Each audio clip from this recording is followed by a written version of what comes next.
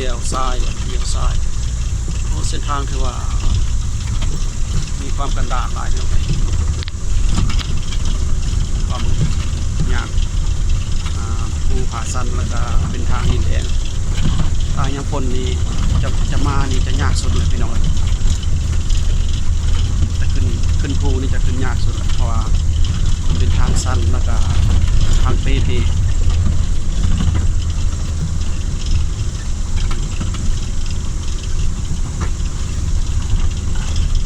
อยู่ว่าสั้นแห้งนี่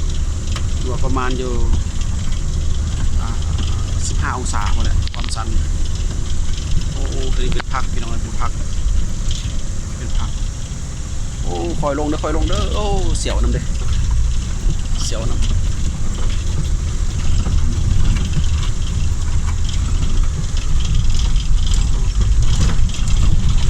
ลงติ๊กพี่น้องเลยลงติ๊ก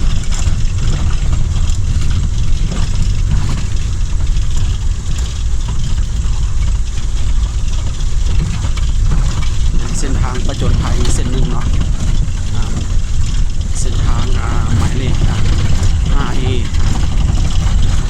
เชื่อมต่อจากท่าบก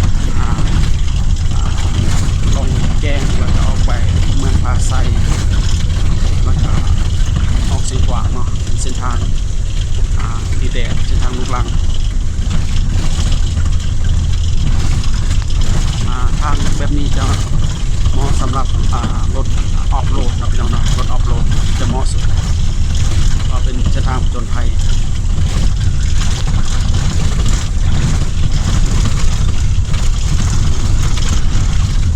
ยูเคสนี้